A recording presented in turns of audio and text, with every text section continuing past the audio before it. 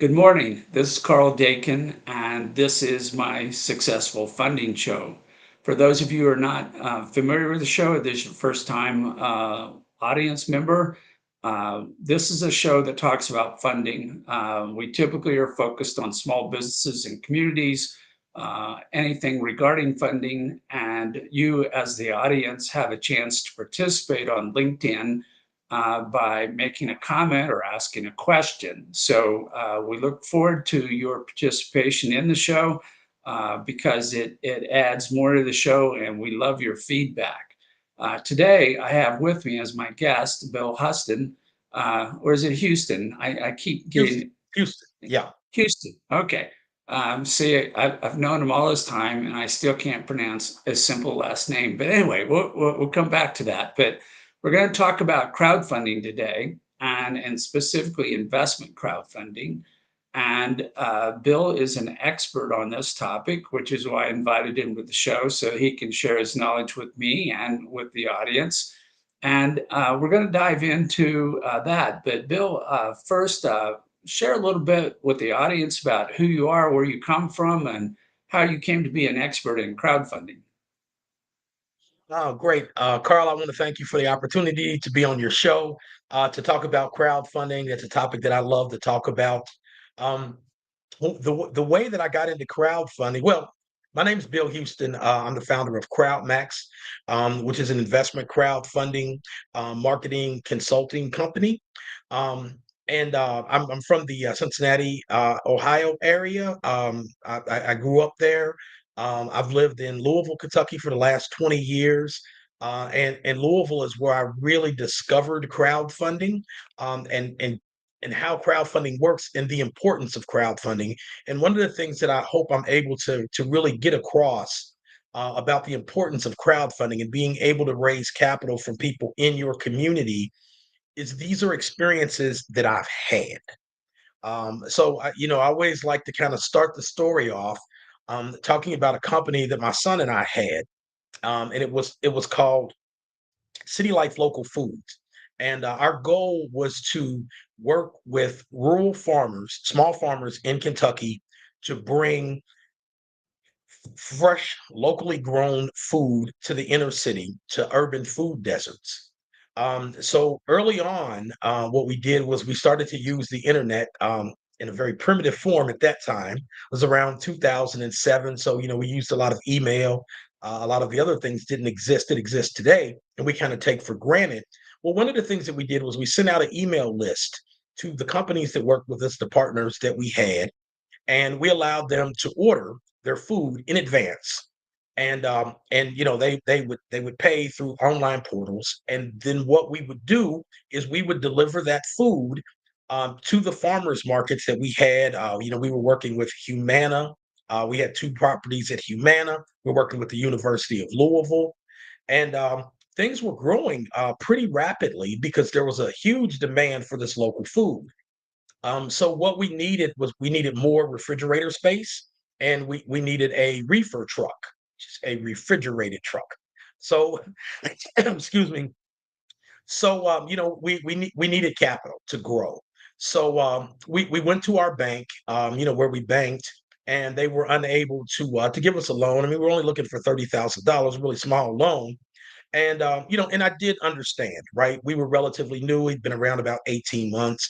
So I understood how they really couldn't, give us the loan. So we went to the city, Louisville Metro. And Louisville Metro, it was interesting when we spoke to the people at the economic development.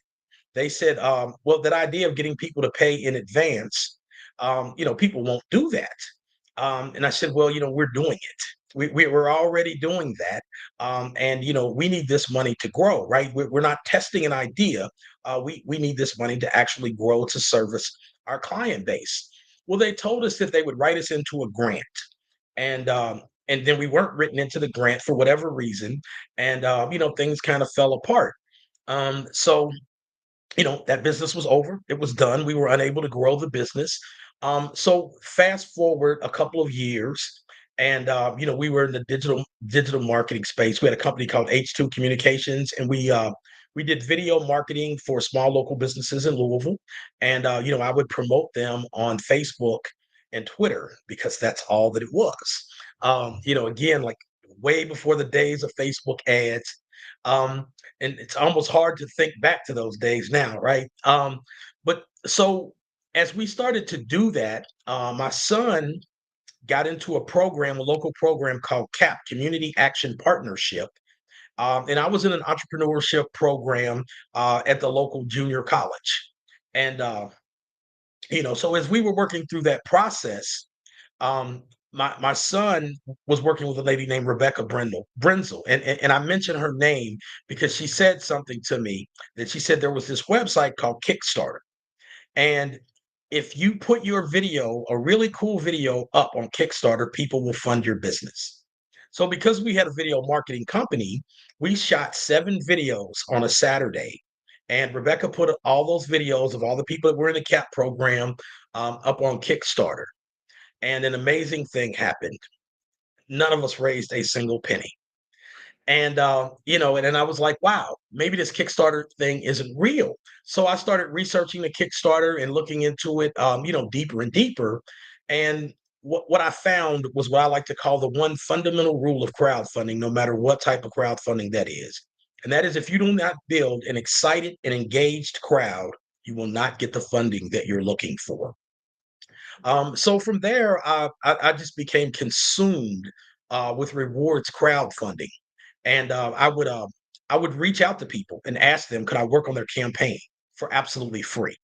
So obviously, people allowed me to work on their campaigns for free. And as I started to get results, one of the things that I did was I started asking people to pay me, to get results. Well, in 2014, Inc. magazine named me one of the top 19 global crowdfunding experts to know. I'm not sure what that meant, where that came from, but it was really good for business. So, I started doing that kind of full time. Excuse me, and I started a company called My Crowd Rocks. I worked with some international companies initially to finance companies. One of the stories I always love to tell is there was an Indian gentleman who who had created. He had spent 30 years of his life building this game around cricket. Now I knew absolutely nothing about cricket, but I learned. And what we did was we used at this time we used Facebook ads to actually target people who not in the U.S. but people in the countries that played cricket. And we were able to successfully raise those dollars. So fast forward, unless you want to ask me a question, because I can keep going. Um, Yeah, I may have to do that to give us a chance to give you a chance to breathe. But one of the things I like about crowdfunding is we get to have our audience show up, and in this case, Dennis is with us this morning. It's always fun to have people chip in, and Dennis is apparently an advocate for crowdfunding, and so it's always good to add more people to the crowd. Dennis says, sounds great to kickstart and help fund and have fun helping others. Bill, let's follow this little line of thought. How much fun is it to do crowdfunding? it is fun. I like it, but let me be crystal clear here. It is work. If you build it, they will not necessarily come. You really have to excite and engage a crowd. The easiest way to do that is to start with people who know, like, and trust you. I like to call that the inner circle. And it's really important that you're able to go to people who are in that inner circle and get them excited about it. I put those people into 2 buckets, really 3, right? So one bucket is the people who may actually have the funds to support you. The other bucket are the people who they may not have the funds to support you, but what they will do is they will share, with their networks and other networks to help expand. And then the third bucket and the best bucket are the people who have the money to actually contribute to your campaign as well as share the campaign. So it's a lot of fun, and for me personally, I have learned so much about business, and industries that I would have never learned about. I will guarantee you, I would have never looked up cricket to learn anything about that. But I did, and it was really exciting. The campaign was really exciting. Now that's one thing that is really fun and exciting is once a campaign is live. And you get up every morning, and I mean, the first thing you do is you look to see, what came in last night. How is the campaign doing? What kind of comments are you getting? So yes, it is absolutely fun and exciting, but it is work. Okay, so A lot of strategy. yeah, let's step back a moment. So one of the things that I know from working with you and my clients and other people who raise money through crowdfunding is that most people don't know that everyone can invest through a crowdfunding campaign. That when they passed the Jobs Act in 2012 and then implemented it in 2016, this was not a minor change in the capital industry. This was almost a complete makeover because up till that point in time, investing was either legally or practically limited to wealthy people defined as accredited investors, which only make up about 3% of the US population. So the other 97%, which includes me most of the time, who are not invited to the party to invest. And when they passed the Jobs Act, they said, no, no, it's actually good for everybody to have an opportunity to invest. And they changed the laws so non-wealthy people can invest. And it's something that I don't think a lot of people know. I think that they're still kind of caught up in 401ks, IRAs, or their company retirement plan. And they don't understand that they now are empowered to invest in a business in their own backyard. How do you think this changes the world for businesses that can now raise money from anyone? So I'll answer that question by going back to the business, City Life Local Foods.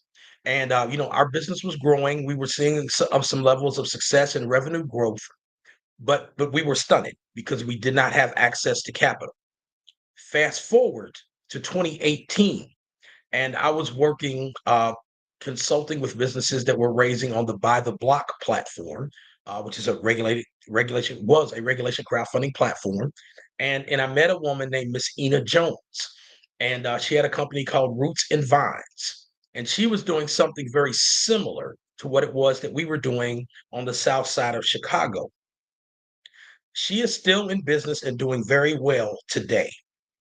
The difference between City Life Local Foods and what Miss Ina Jones is doing, with Roots and Vines in Chicago was investment crowdfunding. She needed capital to grow. She didn't need a lot of capital, but she needed capital to grow. She was able to go directly to the people who were going to be her customers and who were going to benefit from having access to fresh, healthy food options in those food desert neighborhoods on the south side of Chicago, raise the funding that she needed to buy her building and get things started and rolling. But also, and this is something that's often not talked about in crowdfunding, I like to call this the return on crowd, right? Not the return on investment, but the return on crowd. What happened was that because she got press, because she was promoting this, a nonprofit, or I'm sorry, a foundation actually saw what she was doing. They liked what it was that was doing, and they actually sent some money over to her in the form of a grant to help her grow. That would have never happened had she not been publicly promoting and marketing the company. There was a pastor who saw what she was doing and the work that she was doing in the community, and he provided her with space in her church. So she was able to open a second location through the funding from the foundation and by being able to access this second location.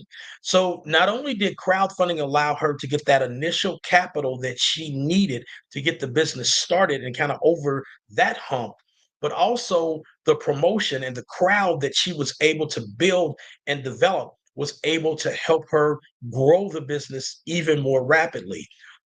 When you think about crowdfunding, a lot of times people only think about the money, and obviously the money's important, or you wouldn't be crowdfunding.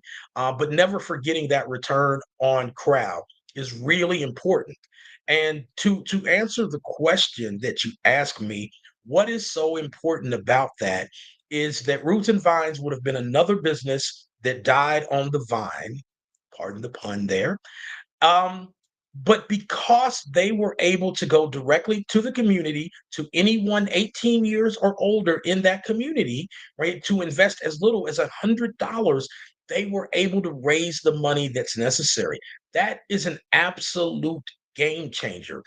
Investment crowdfunding, when you look at the numbers and the data that's now been collected over the years, it is making an impact, and it is making an impact in a lot of communities that are disinvested, right? Communities where accessing capital is difficult, if not impossible.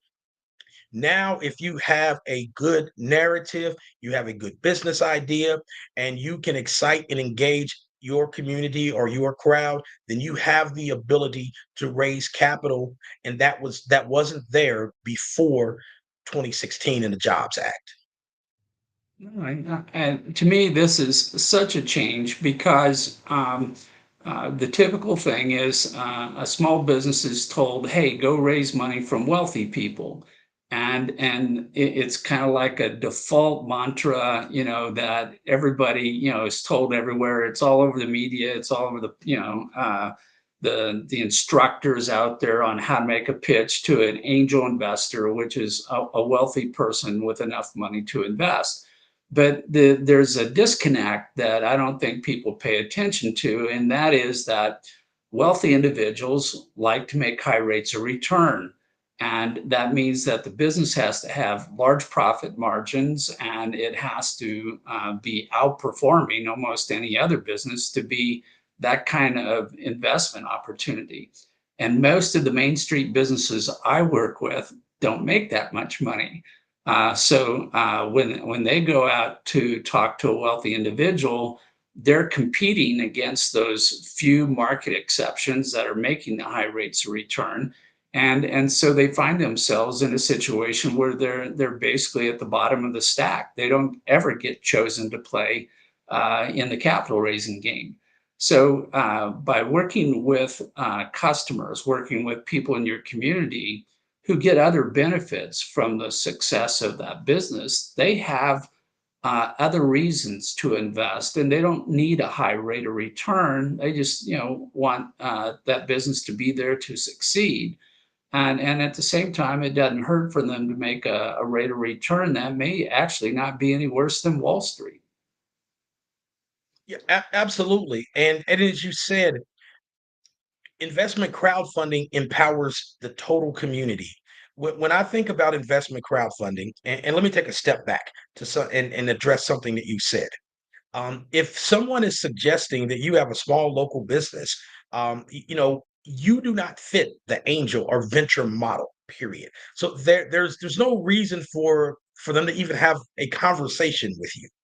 Right. So, and I think it's really important that founders, and small business owners understand that, right? So that you don't waste that time and energy, trying to get those meetings with someone who there's zero synergy with, right? And it's really important. And I think that crowdfunding has opened up this avenue to be able to talk to the people who are already buying your product or service, right? People in the community who see the need for the product or service that you're going to bring to the community, and that they believe, right? And this is really important. They believe that you are the person who can make that happen, right? You really need to be able to execute that.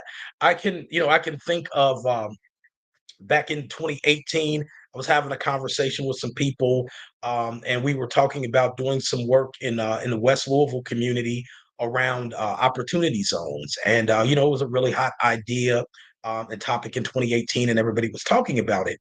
So some of the investors that I had spoken with, they suggested that we meet at a coffee house in West Louisville. And so there are no coffee houses in West Louisville.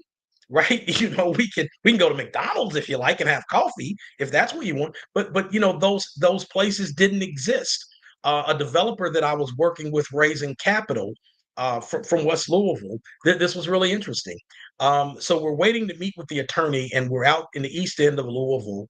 And we're sitting at this really nice restaurant, and we're waiting for our attorney. So we're kind of sitting at the bar watching the basketball game, and he says to me, he says, Bill, why don't we have nice things like this in West Louisville?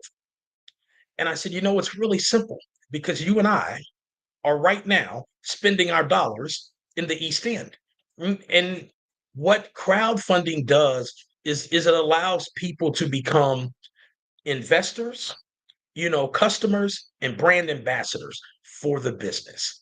And that again, I think is a point that's often overlooked when you speak to people. One of the statistics that I found and I find very interesting comes from Honeycomb Credit.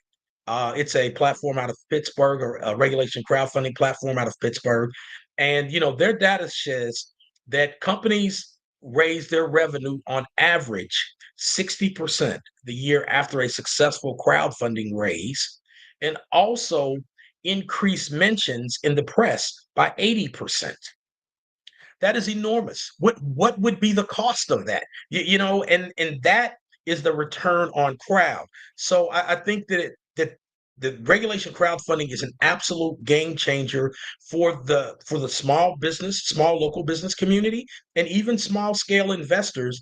And for the small business community, looking at those sub 124 raises, absolutely makes sense to go to crowdfunding first. Look at crowdfunding first. And one of the things that I find that's missing, right, in that small business development ecosystem is that the way people are trained is, write this business plan, develop a long-term business plan, and then take it to the bank. Well, even if the bank wanted to fund you, even if they wanted to, they couldn't. Right? They could not legitimately say, okay, this is a business idea. Right? You haven't even done this yet, man, or maybe you've been doing this for 6 months. They couldn't fund you. But if you go to the people who are supporting your business already, for the people in the community who need the product or service that you have, that just makes so much more sense. So I think that education is going to be enormous, right? People need to know about crowdfunding. They need to know how it empowers not only small businesses, but it also empowers the people in the community to make decisions about what businesses go in the community, how those businesses are funded, how those businesses are supported. And there may be a small opportunity to even build wealth through inclusive investing. Yeah, I think that it's been interesting to me as I worked with crowdfunding to see how it crosses over or matches up with the term impact investing. This is a term that is continuing to grow in the capital industry where people look at where they want to invest their money, but instead of putting profit first, they start thinking about what other good that their investment may do, whether it's advancing a social cause or helping their community or something like that. And I've tried to study just how much impact that a small business can have in its community.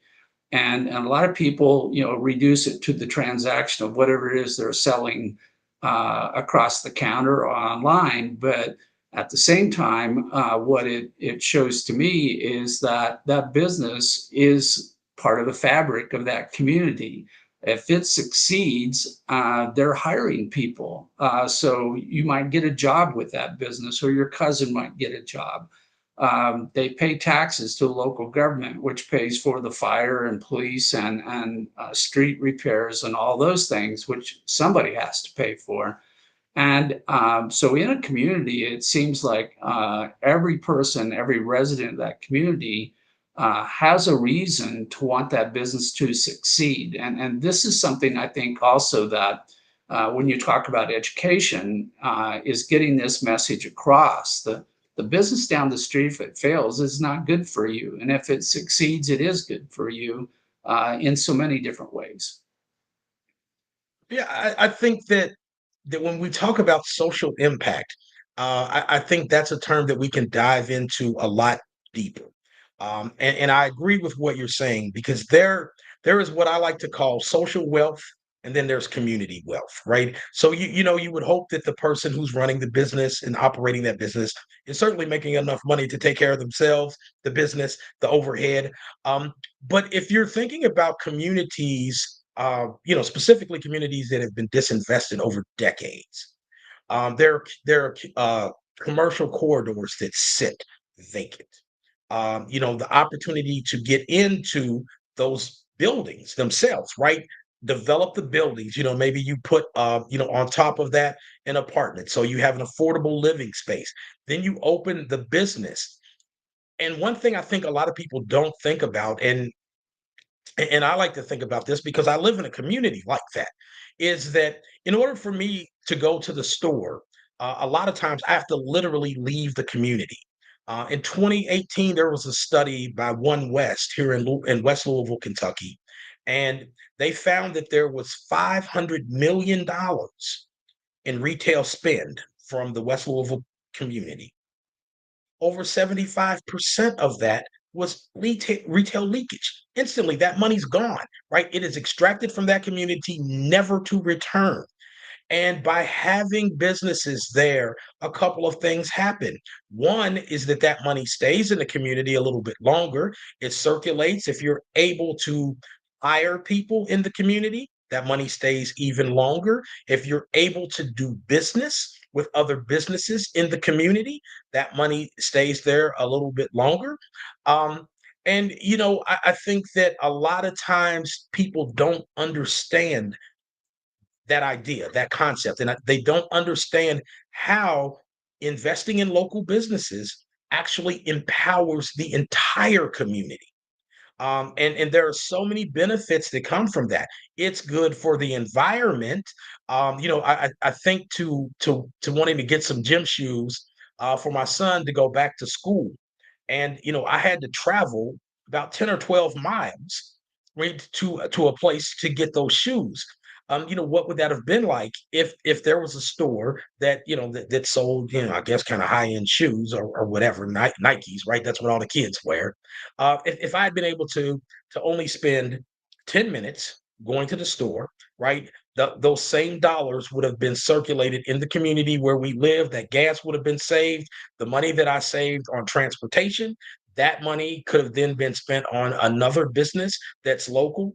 And really thinking about what they call the multiplier effect. And that the multiplier effect, in my opinion, has been made real. It's a real option today through investment crowdfunding. It was spoken about a lot before, but it depended on small banks. It depended on being able to get to credit unions to access that capital. Today, that capital can be accessed directly from people in the community. Let's talk about that a little bit. We have another comment here from Dennis. Thanks for sharing and caring your experiences to help others grow their dream business and helping dreams come true. And I think this is part of the American spirit that anyone can grow up to be president, which we've proven recently, but anyone also can start their own business. And it's very difficult these days to get that startup money, that seed funding to get a business off the ground. As you pointed out, Bill, banks have been regulated over the last couple of decades to the point where they're not allowed to take on any risk. They can only loan money if they're certain and can prove they're certain they're going to get their money back, either by revenue from the business or by sale of the business when it closes. So that puts a lot of startup businesses at a point where there's no way to get any traction to get off the ground. And I think it's a big problem. But I like the point you're making about the community. And I work with a lot of economic development organizations, and I've worked with a lot of rural communities where the point that community has to understand, it can only grow wealth if it is selling more than it's buying. I mean, it's like the family budget. You say, well, did we make any money this month? Did we put any money in the savings account? Well, we can't unless we make more money than we spent. It happens the same way with the community. If the people earn money and then they spend it outside of the community, then the community's upside down. It's losing money. And that contributes to all the issues that a lot of these distressed, underserved communities are facing today. Is that in some ways they're a bedroom community, the jobs are elsewhere, the money's elsewhere, the profits are leaving the community, and the community goes, I don't have any money to pay for a park. I can't put in new street lights to keep the streets safer. There's all these missing dollars because the community is exporting everything in terms of money and not importing wealth into the community. I remember I did a presentation once to a group of farmers. I walked in, I said, it's great to meet so many international exporters. And they all looked at me like, what are you talking about? And I said, well, how many of you here grow wheat? And all the hands went up. And I said, so you're an exporter? And they're going, no, we sell our wheat to the grain elevator. I go, yeah, I know. But the grain elevator has to sell it outside of the community because you didn't consume all the wheat that you grew this year. Somebody else bought it. And when they bought it, that money came into the community. That's why you have a community here, not somewhere else. And it was a kind of an epiphany for all of them to think about themselves as a contributing part of building wealth in their community because they're building products or services that left the community. Somebody else consumed them, but the profits came home. And I think this is something that a lot of communities need to start thinking about more strategically. They need to be implementing something. And I think crowdfunding is like one of the best tools in the toolbox for making this happen. Absolutely. It absolutely is. Carl, you said a lot there. And one of the things that is also exported when there are no local businesses or human resources are exported, right? So you have to leave the community to find employment. That's going to require that you travel. And however you travel, even if it's by EV, right? There's going to be some strain on the environment. While you're at work, if you get lunch, if you get a soda, that's money that is spent outside of the community. That's money that could be spent inside the community. And I think a lot of times human resources could potentially be used in not the best manner. What do I mean by that? Is that someone may who could potentially start and operate a business may be working for someone else's business because they can't get the capital that they need to get the business started. Excuse me. I think that when people in the local community really start to understand crowdfunding and the power of crowdfunding, it's that the risk is actually reduced because and the risk is reduced in the amount of time and human capital that you spend is reduced. Why is that? Because the crowd is going to say yes, no, or not right now. And you're going to get to that a lot quicker than you are if you do happen to get a loan from the bank and the bank says, well, the business went under, I need you to pay me back. Well, the crowd's going to say, you know what, we don't want a bakery in the community.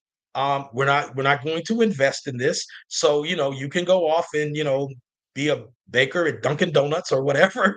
And, so, and of course, no entrepreneur wants to hear that. But that is the reality of it, is that this is going to get you the feedback that you need almost instantaneously within a couple of months. And you're going to know. And if the answer is yes, you are going to get overwhelming input from people in the community, whether that's financial, as an investment, whether that's people supporting the business because they like what it is that you're doing, or just telling other people about the business. And that is the real power of crowdfunding. Crowdfunding literally is community-led economic development. Yeah, I talk about what I call the crowdfunding trifecta. When we're talking about a small business, you want to set up relationships, and the one you typically are most concerned about is the one with your customer. You want the customer to buy your product, keep buying your product, come back and buy your product tomorrow. And so there's this ongoing back and forth as you try to give them products and services of value, so they remain a constant customer. And what I've found is if a customer invests into a business where they shop, then they put on a second hat, the investor hat. And as an investor, now they have a reason to keep coming back to keep being a customer, because not only are they shopping there, but they have a stake in that particular business. And with that, then being an investor, they have a chance to put on the third hat, as I call it, the advocate hat, which is where, because they have an interest in the business and they are shopping there, then they have a reason to tell all their friends and family, anyone they bump into at work, hey, you guys should shop at this particular business because it's good for me. And so what I find is, a lot of businesses will go to one group over here and say, be my investor. And they spend all this time trying to develop relationships to become an investor. And then they come back and they take part of that money and go over here and say, hey, I want you to be a customer. And they spend money over here on marketing and advertising. But if they have somebody who's an investor and a customer at the same time, they spend the money once and they get a twofer out of it, which means they're being more efficient with how they spend their money. And then at the same time, if they can make them into an advocate, they get them to talk and sing the praises of that business. Now they've got an advertising program that's costs less than if they had to go out and buy ads or put up billboards or something like that. And so this one relationship manages to check three boxes and get three benefits. And for a small business who doesn't have all the time in the world, every time you set up a relationship, if you can maximize, optimize it like this, it's a great thing for that business to have one relationship doing all these things. And if every customer becomes an investor and an advocate, then you have an army out there that's out working for you every day. Absolutely. If I may, I would love to give an example of a company that I actually worked with, and when the owner of the company came to me, initially we had some conversations, and I didn't really think we were going to be able to move forward because there were some points of fact that I didn't think we agreed on. And as we continued in the conversation, the one thing that I did find was that he had an email list of 15,000 customers. So I said, you know what? Let's rethink this. And what we were able to do is almost exclusively targeted, because we weren't raising a lot of money. So we almost exclusively targeted the customers. And one of the things that we did during that process was for any investor who had actually invested, we gave them a code and they could use that code to buy discounted bulbs for themselves, their family members, their friends, and their networks. So, if you go to WeFunder, you see the amount of money that we raised for this particular company. You see how many investors. But what you don't see on the WeFunder page is you don't see how much we were able to increase sales by increasing sales in that company, by being able to raise those dollars. We provided jobs in their community. It was a rural community, where they had a factory that was in a rural community. I don't know a lot about rural communities. I think I've probably been through them, but never really stopped. But people became employed. The jobs grew, the business grew, and as a matter of fact, we are back in discussion 3 years later now with raising more dollars. And the first thing that we talked about was the narrative for this next crowdfunding opportunity, which is these were the milestones we were able to reach, right? And the dollars we were able to return to you, and this is why we want to grow.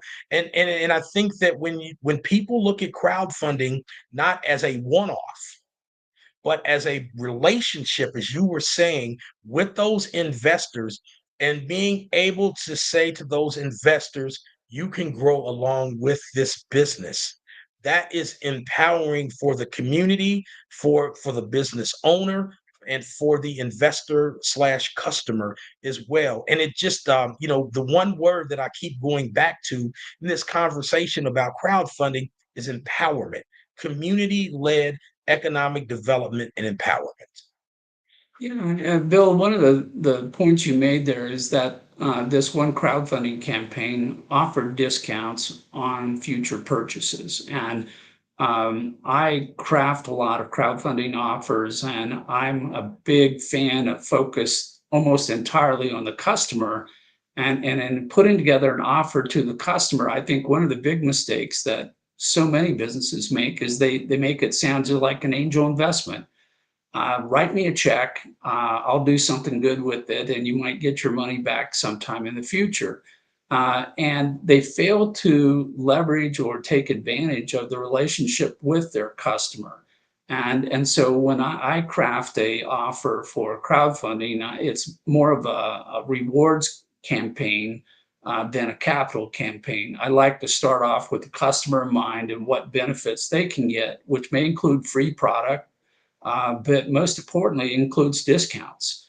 I can take shave a little bit of the margin off of the sale of a future product and know I'm still making a profit for that business, but I've set the table for that business to sell to that customer going forward in time. That's part of the new sales that you're talking about. As sales go up, but if you craft your campaign correctly, you can almost set the table for your next 1, 2, or 3 years of sales because all these people are sitting on these valuable discounts, which is something that helps them with their household budget.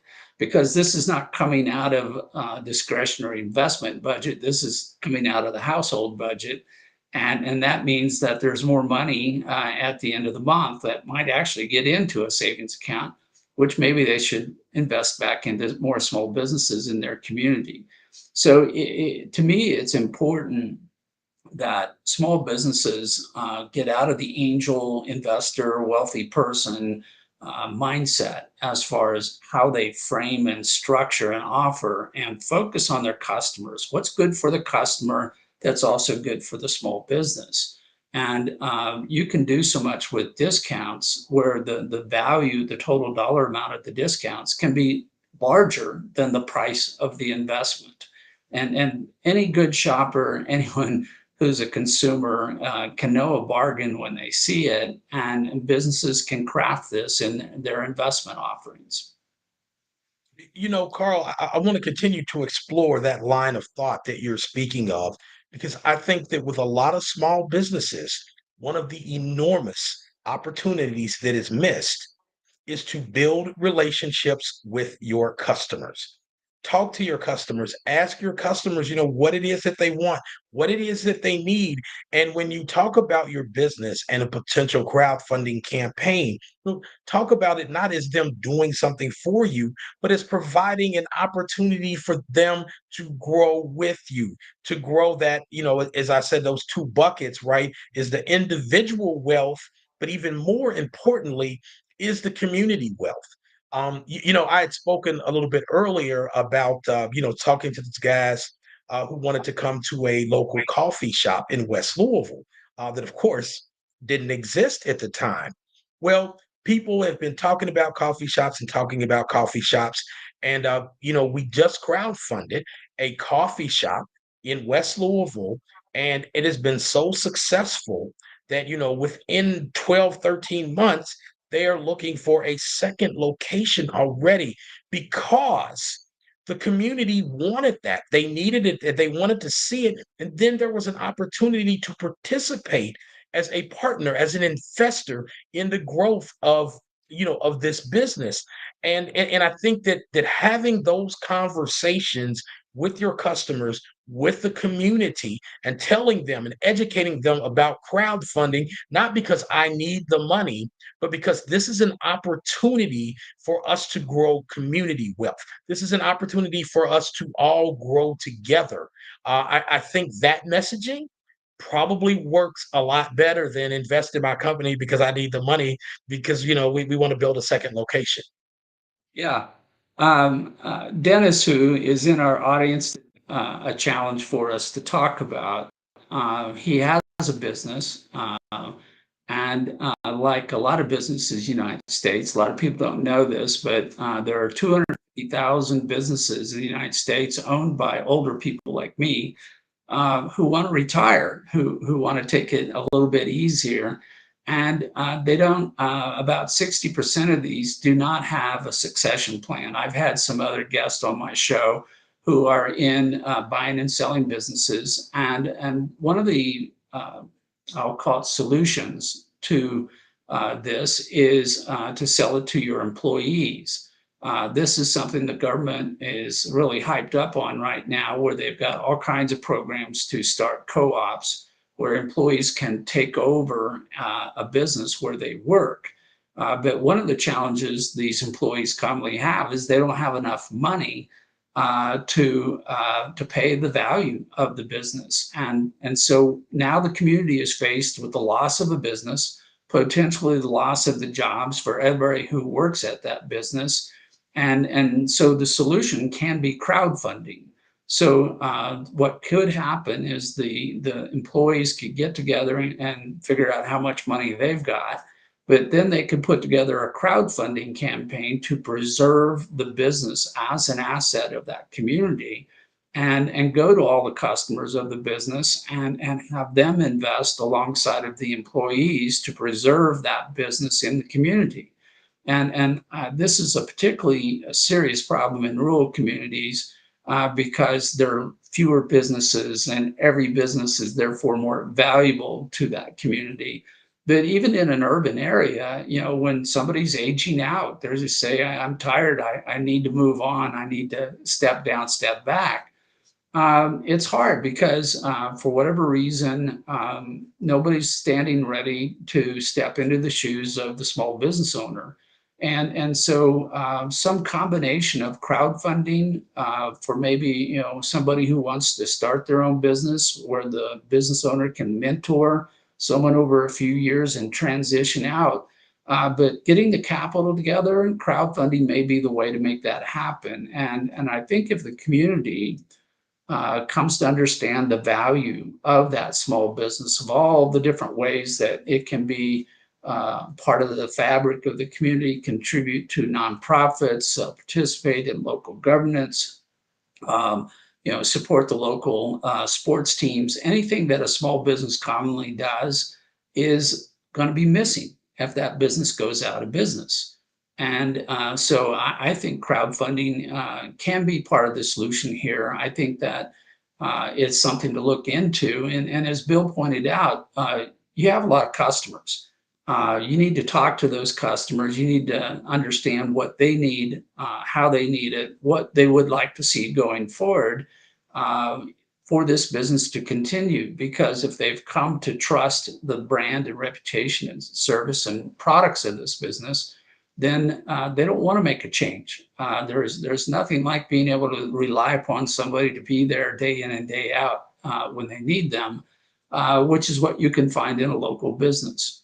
So I see this as an opportunity to not only start new businesses like the coffee shop that Bill just mentioned, but it's also a way to save existing businesses, and particularly those where they're ones that are not going to aspire to be on Wall Street.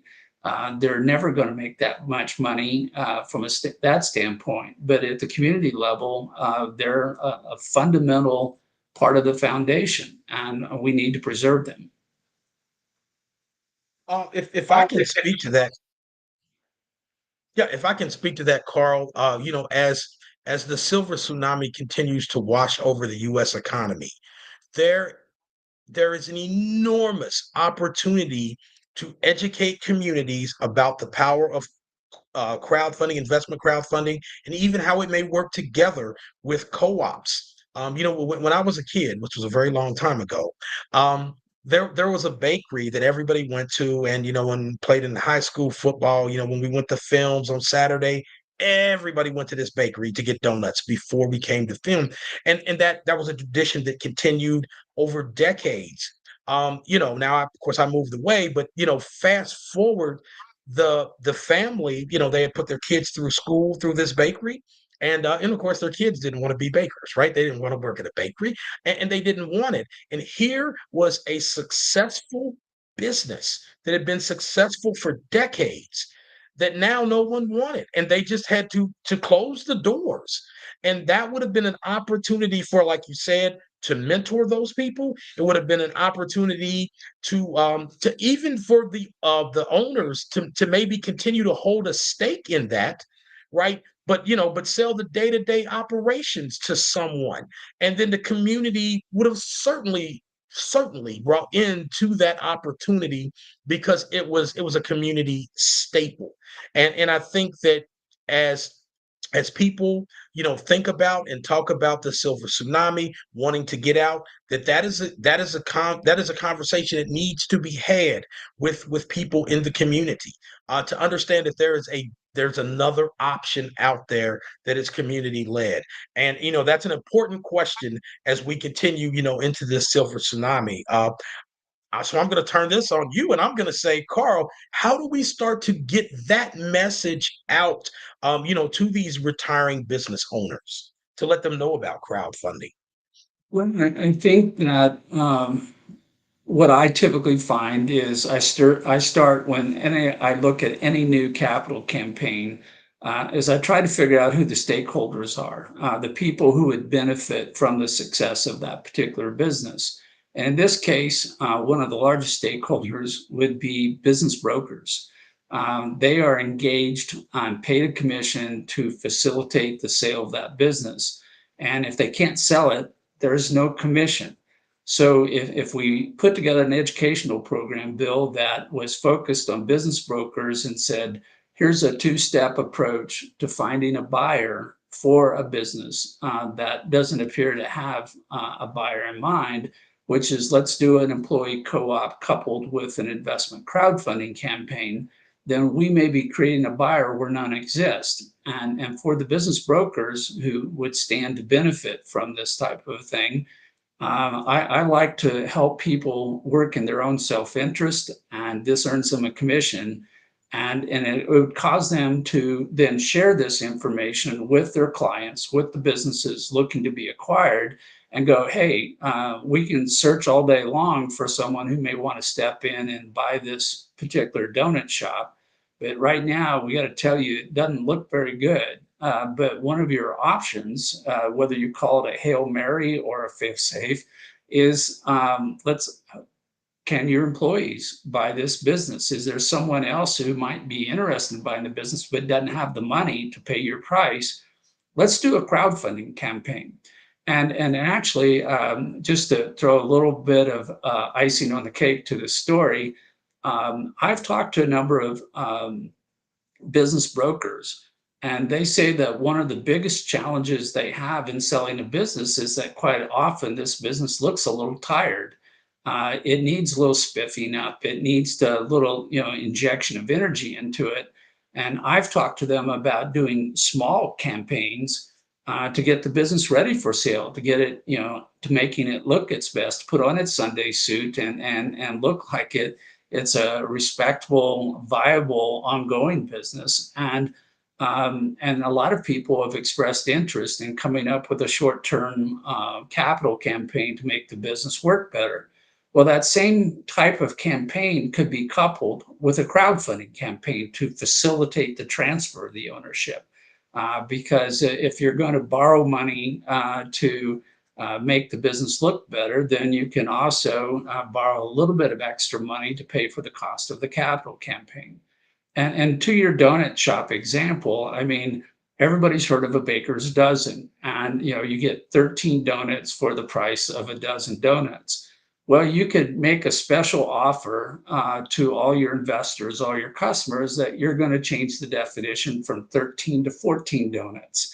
And so everybody who owns a stake in that business, when you say you want a baker's dozen, you're going to get 14 donuts for the price of 12. And it's a little thing, but you feel special as an investor. This is, coming at it from, I think I've invested in about a dozen different small businesses so far, working with Devin Thorpe and the Super Crowd. I have adopted Devin's recommendation to invest in a new small business every month, like a savings plan. And it isn't a lot of money, but it's affordable. And every month I have one more business I get to watch and monitor and try to figure out if there's some way I can help it be more successful. And so having a stake and ownership in a small business for someone who has no investment program, no retirement program, this is very empowering at the individual level. And I think it's something that we also need to do is we need to train everybody up to be empowered, to be a wealth magnet by investing in small businesses. But at the same time, as we describe it, most businesses are not familiar with investment crowdfunding. But if we're going to start somewhere, I think the silver tsunami, I'm using pointing to my silver and your silver, uh, uh, we're part of that group where we're going like, well, what are you going to do with your business when you go to retire? And they talk about planning 3, 4, 5 years in advance, setting the table correctly. And I think that one of the things that we need to add to the mix is have you considered crowdfunding? Have you considered a succession plan that involves crowdfunding? Because the community at the larger level is and should be the owner of your business to some degree, because they're the biggest beneficiary collectively of the success of that business. If I'm in New York City, I don't have a big benefit from a coffee shop in is it West Louisville? Did you say it's West? I get my parts Yeah, of. well, there's really no such place as West Louisville, technically, but that's what we call it. But yeah, but and you're Carl, you're 100% right, and I know we're coming to the close, so there are a couple of things that I really want to say, and one of them is that crowdfunding, investment crowdfunding, people need to start looking at this as the first option, especially for small local businesses. And not the last option. So many people come to me and they say, "Hey, Bill, can you help me? I don't have any money." Well, you should have thought about that, before that process, right before you spent your money on all those other things, because a very small investment. Because remember, when we're talking about these small local businesses, you already have these relationships with the community, with these people. So it's not going to take an enormous, budget of, running, thousands of dollars of Facebook ads a month. It's not going to take that. It's just going to take, talking to these customers at that level and figuring out how this can benefit us, and really being able to get that word out to the small business community, but to the community as well, because when the bakery was for sale, its crowdfunding had existed at that time, just as easily, someone coming in to get the baker's dozen could have said, "Hey, what's your succession plan look like? Have you considered crowdfunding?" So having those conversations and that information flowing about crowdfunding and the value of crowdfunding as a community-led economic development tool and an empowerment tool is really important. I think a second group that we need to talk to more are economic developers. I think that they are often challenged, and in the last few years, we've seen extreme turnover in job positions with local economic development offices, where they come in and they have to handle this entire post-COVID inflation, uh, higher interest rate mess on businesses that are on the verge, and then we throw the silver tsunami on it. And this is not necessarily going to be an easy job for them.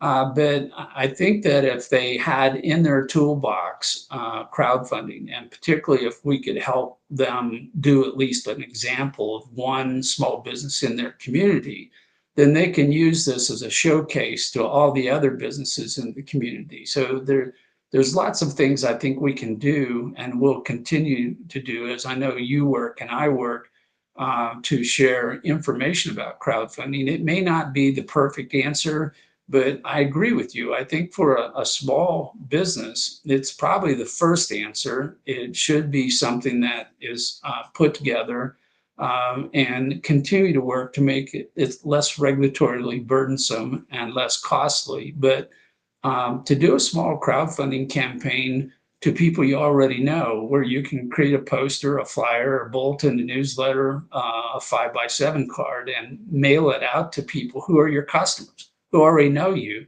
you're already a long ways down the road towards doing a successful crowdfunding campaign.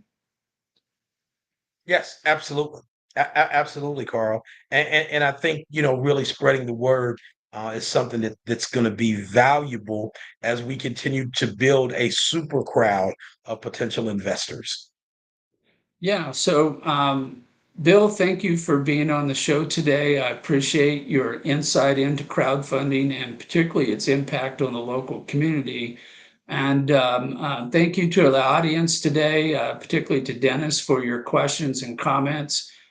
We welcome participation by the audience because we're here actually to help you learn more about what we know and to share what we have learned and working with other businesses and other communities. So thank you all. Thank you, Bill, and we will see